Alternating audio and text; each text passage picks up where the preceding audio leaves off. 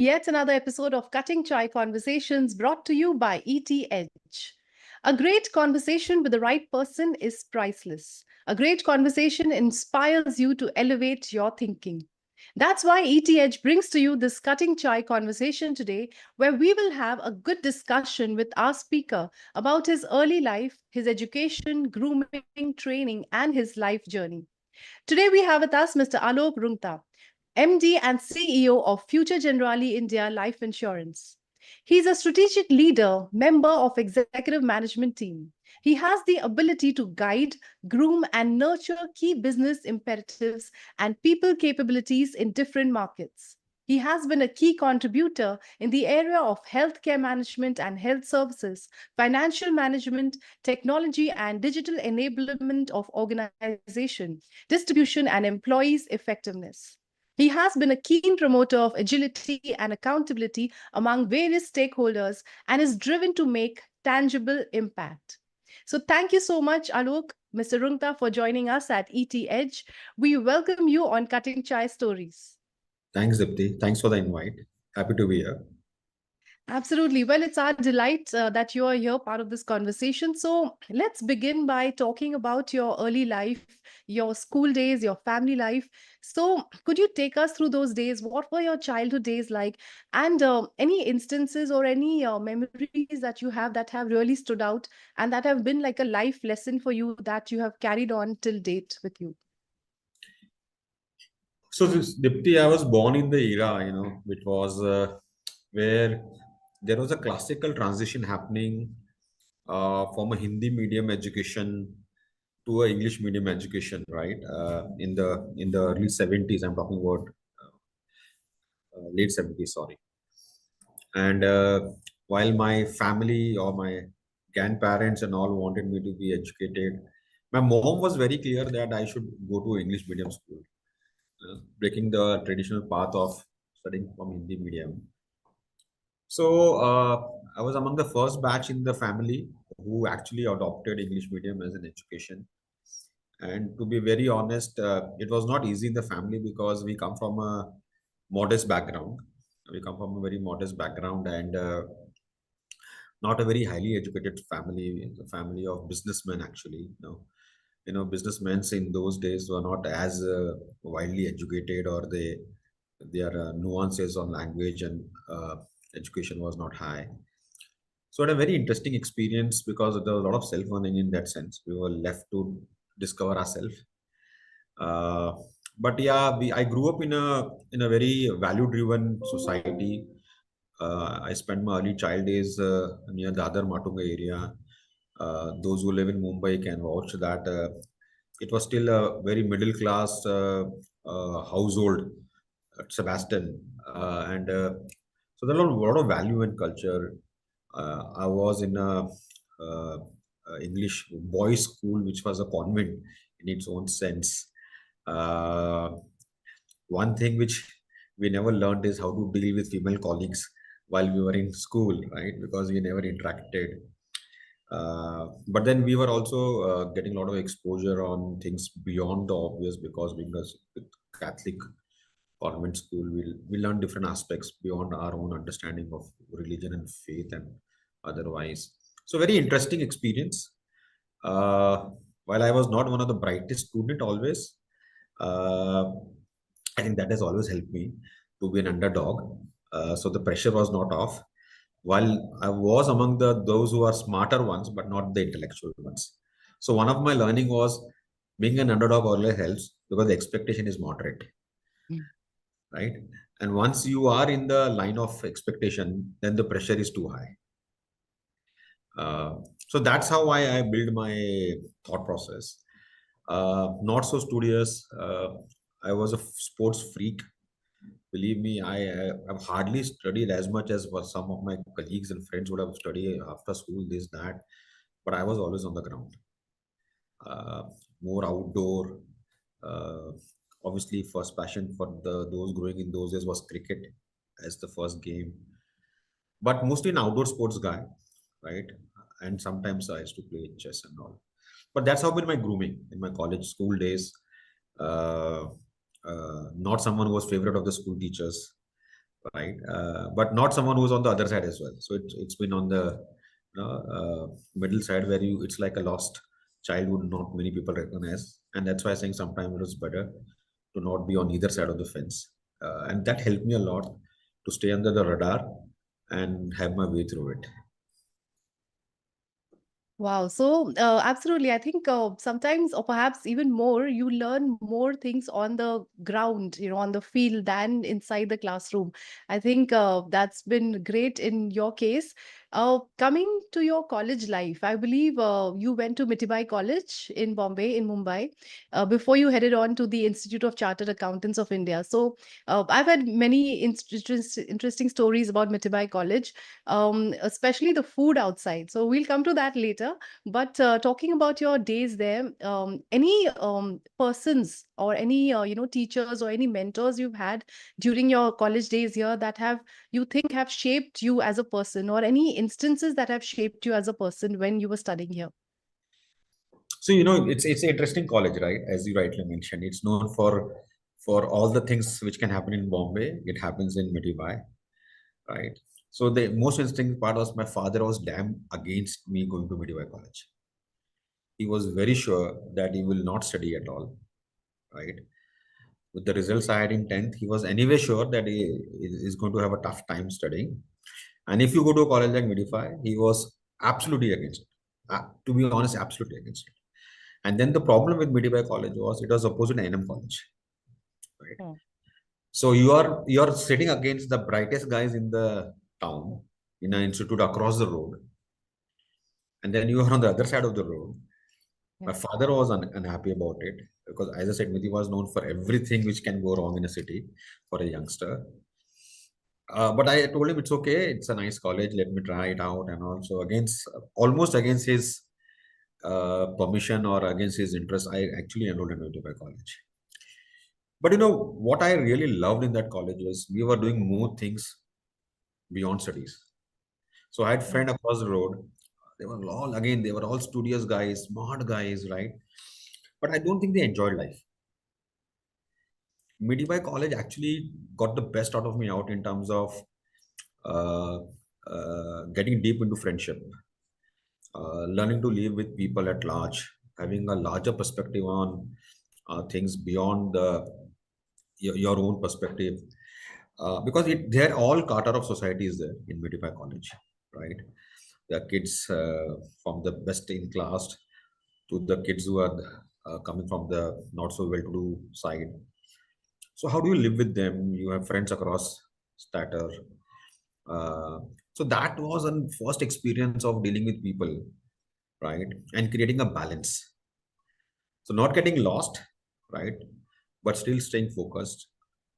And on instances, I can tell you, somehow in college, I started getting some respect because maybe I got some bits more serious in college than I was in school. And a lot of teachers over-appreciated recognizing. But I remember one instance because see, I was also after 12th, uh, I enrolled for the CA Hmm. foundation. I cleared the foundation in the first go. It was the first batch of foundation which was relaunched that year. And then you have to go for articleships. So the routine was we'll go to college morning, 7 to the college was 7 to 10:30 or 11. But the articleship would start at 10:30 or 11. And the offices where we have to go would take another 1 hour, for example, to travel. So we used to cut short our college for an hour, attend 3 4 lectures in the morning, mostly to say hi to friends rather than attending lectures, and rush to the articleship. And the colleges were not encouraging it, they were not happy because they knew kids are cutting down the college time, right? And I remember once I was standing outside the college on a phone booth and I was trying to reach out to a friend who had not come so far. So I had come early in the morning. This guy has not turned up for the first 2 lectures. This was a break. So I was calling him, buddy, where are you? I'm waiting for you because I need to leave in next 1 hour. Articleship. And one of our maths teacher caught me. And she was pulling me right. You are not seen in the class. I don't see you nowadays because her lecture used to be in the later part of the day, right? So I used to invariably miss the lecture. Yeah. And by that time, I had established myself that okay, I know maths well. So that is the reason she knew me. Otherwise, I said I was not recognized otherwise in the school as much. And she just lashed on to me, and I said, "No, ma'am, I'm attending class. You don't see me at times." She said, "No, you don't make a fool out of me. And now you are standing in the queue. What are you doing?" I said, "No, no, I'm calling a friend for notes." I still remember, it's been what 30 years now that incident would have happened. It is so fresh in my mind. But it gave me so much confidence that okay, I didn't realize that I've been recognized or I've been identified by teachers, or they know me, for them to figure out that you have not been in the class. Hmm. Right. So those instances are something which will stay with for life. There have been instances in the college where over a period I realized being recognized in the college that I was a foundation course, I was doing CA. For the campus, we used to have a lot of elections. Hmm. Now I didn't realize how I was used at time for the right purpose, and I'm assuming in the right earnest, that I used to accompany this guy who used to take me along, and the deal was he will offer me something to eat. I think so, the sandwich outside, if I just go around with him. And I realized later I'm going around with him to canvas for him actually and get votes, right? Whereas I thought I'm just accompanying my friend doing the rounds in the closet. For later to realize that actually he was leveraging on that, right? So you get used, right? Again, I'm saying in the right spirit, not otherwise. And college experience that way are very naive and innocent, because you don't have that materialistic mindset which over a period you create. Hmm. And that's where your friendship is real and deepened, because you start to learn and respect each other and love with each other. So those friends, you will not believe, I still hang out with them. It's been 35 years, and we are still in touch, because those are the best friends I have ever created. And my college life, I always rate was the best time of my life. Absolutely, that's how it sounds. So it seems like I think the early years of your life, your school and college days, have actually given you a lot of learnings about life in general and about people management. So that's why I think you take a keen interest in developing people and interacting with them. So coming to your professional life now, let's talk about the evolution in your career, and quickly, if you could tell us any highs and lows that you had in your career that our audience can learn from. No, so you see, you learn a lot, but I think the most difficult situations are one which teaches you how to deal with situations, right? So we keep on hearing in management, right? You need to respond to a situation. You don't have to react to a situation and all. So I remember quite early in my career, I was with Larsen and Toubro at Powai on the plant side. So I was an officer grade, but I have a lot of the people who are labor grade in the team, right? And in that class, overtime is very common and all. And as a management guy, I was said, look at overtime. Why are we spending so much on overtime? And can you revisit that? So early, I was just 21, I remember, or 22 at most. I got a flavor of dealing with the labor union, because when you start looking at after after those clan, right, the officers, the labor secretaries, and I thought that taught me a lot of how to talk about people, right? Make them understand what are we trying to achieve, right? How do you tell them how it's a win-win, right, in a situation which is very tough, because you can't enter a factory premises, believe me, if you are not on the rights of these people. Hmm. So one of my biggest learning, and I always give credit, that in my life I have been blessed, literally blessed, that I've got real tough situations to handle quite early in my life, Hmm. right? And that's where I believe the growth is more sustainable for individuals at large. Because you see, a lot of people, when they rise to a level, they fall, and the fall is a cliff fall, right? Because they're not dealt with difficult situation, or they're not dealt with very difficult, complex issues to manage. And I believe the faster the exposure came to me, it helped me grow faster in my life. So that's one thing. I think it was a very low moment. Believe me, it's not easy to deal with the factory stuff. But when I reflect today, I believe that was one of the best moment which has groomed me so much, right? So these kind of, I always rate these kind of incidents as critical for people's success, right? Then I moved to consulting. Hmm. I was in Deloitte for 2 years, and The highs in consulting is, the kind of people you deal with. So I was dealing only with the CEOs and CXOs. During the 2 years of consulting, I was doing insurance consulting, I was doing mutual fund consulting. So that's a different high, because now you're dealing with strategic people. You're dealing with people with a strategic outlook. You're trying to understand what are they looking for, right? But that experience is an amazing learning experience, because again, quite early, if you're on a day-to-day basis, almost, because I was running 10, 12 projects across the country, sometime located in some part of the country to complete a project for a month or so. But you're dealing with the senior management the most, while the execution is happening through the juniors inter team. And that was another high, because that experience itself is very different, because you start looking at people and say, okay, what are they thinking? How do they think? These guys Mm. are not looking about today. They are looking about the future, right? They are thinking about how we can improve things going ahead, right? So in IT consulting, in technology consulting, or slowly in insurance consulting, that exposure was, believe me, one of the best for me. So again, I said I am blessed that in my formative years, I have these kind of interactions, these kind of challenges also, in that sense, because these people you have to deal with the right, you have to be almost in their realm for them to appreciate also what you bring on table, right? So it's not easy, but that's the challenge. So these were early days challenge. Obviously, as you grow, the complexity grows, challenges grows. You rightly pointed out, being a sports freak, you learn to be a team manager, or you learn to be a team player. You start uh, accommodating people. You start understanding the needs of different people in a team situation. So those learning help you a lot. Okay. And I think, and those have been my highs and lows, that when I have dealt with people, how I've dealt with situation, they have taught me a lot.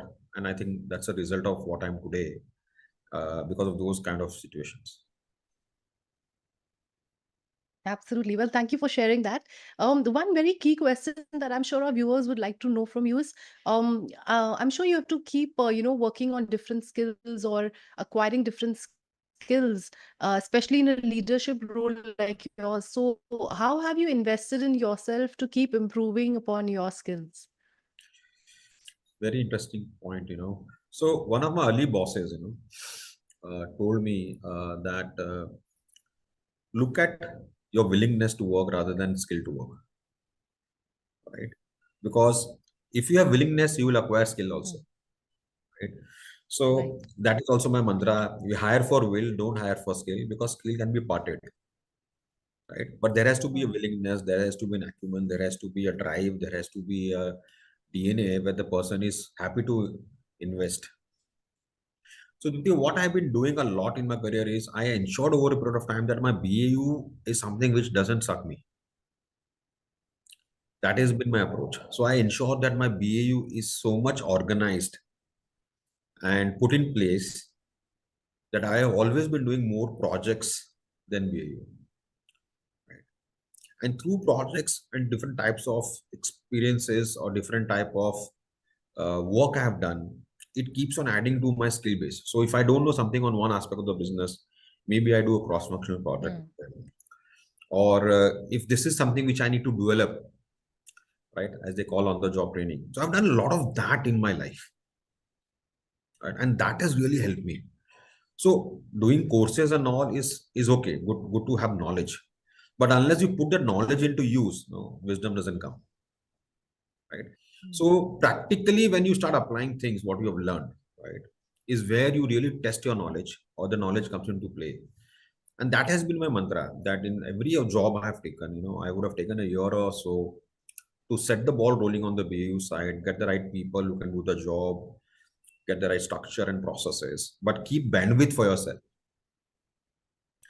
And that has always helped me to keep on building skill, because then I would have looked at things which I can do beyond the BAU, and then keep on acquiring those skills, which has helped me.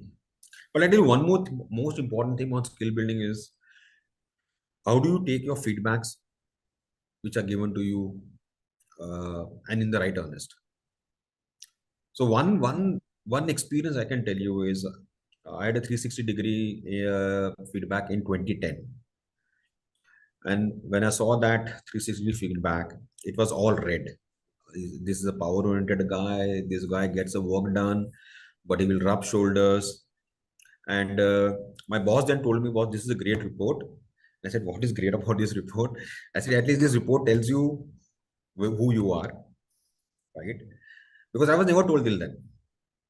I was never told till then that while you are a performer and you're getting best, but this is, do you destroy a relationship when the work is over, or you are creating a relationship when the work is on? So how do you transit then? So he told me, "This is a great report, and but I'm telling you, you will never become a leader with this report." Right? That changed my life. Right? But then I sat with him and I said, "You tell me what it takes to Mm. be a leader." And he said, "You can't have all this red, right? This red tells me that you are great in doing the job, but it's not the way you're getting the job done. Okay, the process sometimes is more Mhm. important than the outcome." So that pushed me, literally pushed me to change almost 180-degree from who I was to who I am. And for that, I had to work hard, change my style, bring some rationalization in the way I approach things, introduce the word called collaboration in my dictionary of work, and how do I bring people together to be a better leader. Because one thing again I recall, and I don't know whether I read this somewhere, someone told me, "Are you a leader by choice? Or are you a leader given?" Right? The leader by choice is a leader where people want to work for you. A leader who is given is that it was, "I don't have a choice. You are my boss. I have to work with you." Right? And if you have to become a leader by choice, then you have to have a different approach. So for me, the skill building or adoption started after those kind of reflection.